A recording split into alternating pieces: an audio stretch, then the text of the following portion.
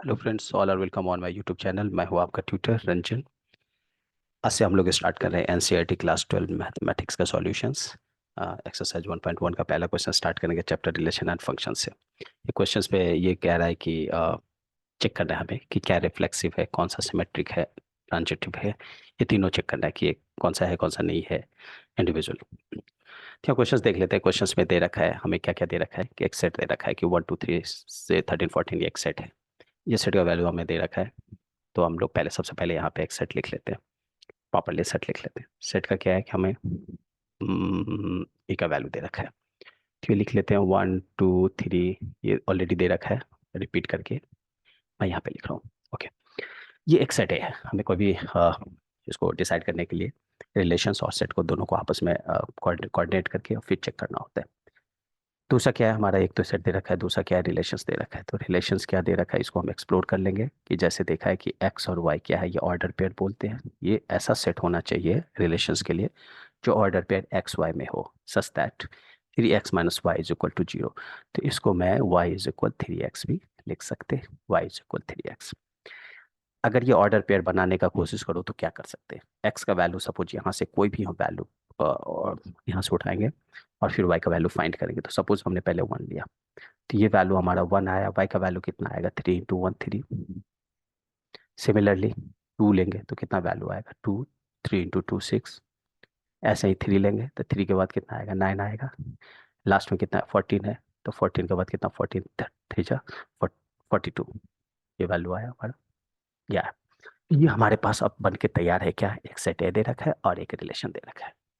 इस सेट ए के थ्रू से, सेट ए के हेल्प से हमने एक रिलेशन फाइंड कर लिया। अब हमें चेक करना है कि ये रिफ्लेक्सिव, सिमेट्रिक और ट्रांजिटिव है। तो पहले चेक करते हैं रिफ्लेक्सिव के लिए।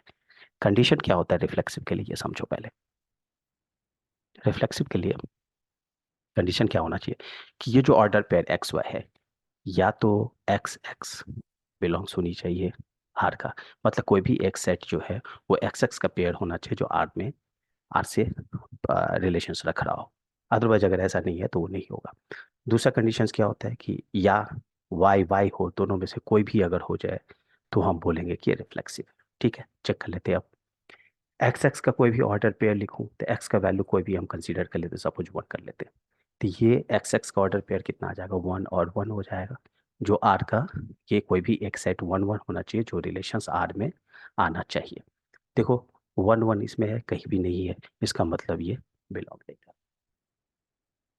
नाउ सी, सेकंड वन हम क्या देखेंगे, वाई वाई। वाई का कोई भी वैल्यू ले लेते हैं, जैसे 3 ले लेते हैं। तो ये पेयर क्या होना चाहिए, 3, और वाई का वैल्यू भी 3 होना चाहिए। तो 3 और 3 क्या आर के भी कोई भी ऐसा है जो 3 और 3 का फंक्शन जो ऐसा है ऑर्डर पेयर जो आर में है, नहीं कोई भी नहीं है, ऐसा नहीं है। इसका मतलब ये भी नहीं है। It means this is not reflexive. अब हम देखेंगे, चेक करेंगे नेक्स्ट किसके लिए, सिमेट्रिक के लिए कंडीशंस। सिमेट्रिक के लिए भी क्या होता है, जैसे हमारा रिफ्लेक्सिव के लिए था वैसे सिमेट्रिक के लिए क्या होगा कि ये वैल्यू आएगा हमारा एक्स और वाई, ये ऑर्डर पेयर ये होना चाहिए, must be the part of this R set. R में का कोई भी होना चाहिए। दूसरा क्या होता है, एंड ये तो होना ही चाहिए साथ में इसका। सिमेट्रिक का मतलब होता है मिरर इमेज, ये उल्टा वाई और एक्स ये भी रिलेशंस होना चाहिए। अगर ये दोनों कंडीशंस फॉलो होते हैं तो बोलेंगे कि सिमेट्रिक है। अब देख लेते हैं एक्स वाई और बिलोंग्स टू आर। कोई भी देख लेते हैं, जैसे एक्स है वाई है, कोई भी एक पेयर ले लेते हैं 1 3। तो देख लिया कि हाँ 1 3 हमने उठा लिया, 1 3 देखा कि आर का मेंबर है, यस आर है, सेट में है 1 3। ना वाई एक्स कितना लिखेंगे, वाई पलटी हमारे उसको 3 और 1 हो जाएगा, वाई 1, वाई और एक्स का 1 लिखिए। अब चेक करना है कि क्या यह वाली सेट 3 और 1 जो ऑर्डर पेयर है, क्या रिलेशन आर में है, कहीं नहीं, कहीं नहीं दिख रहा है। इसका मतलब ये नहीं है। इसका मतलब कि ये कंडीशंस फॉलो नहीं किया, ये तो किया, ये वाला नहीं किया। सिमेट्रिक होने के लिए दोनों कंडीशंस फॉलो होना बहुत जरूरी है।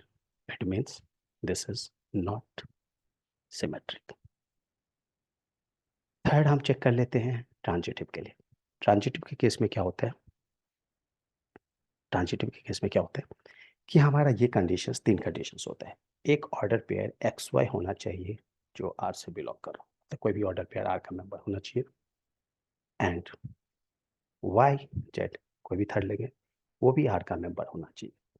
और थर्ड ये एक्स और ये जेड यहाँ से उठाएंगे, ये भी आर का मेंबर होना चाहिए।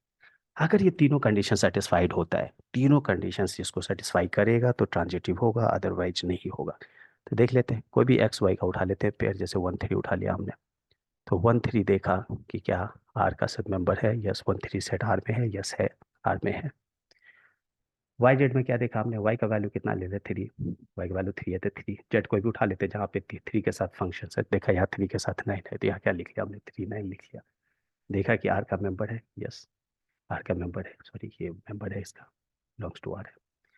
देखा कि ये वाली भी सेटिस्फाइड है, ये वाली सेटिस्फाइड है, ये नेक्स्ट चेक कर लेते हैं। इसमें क्या देख रहे हैं हम लोग कि ये जो 3 है, ये और 3 कॉमन है, इसका मतलब ऑर्डर पेयर एक्स जेड क्या होना चाहिए, 1 और 9, 1 और 9 है, ये 1 and 9।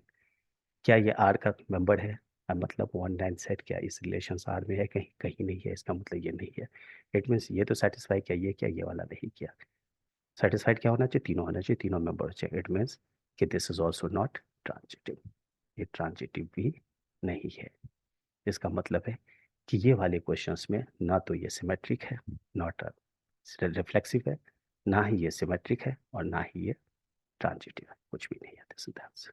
Next questions next video में देखेंगे, तब तक के लिए थैंक यू।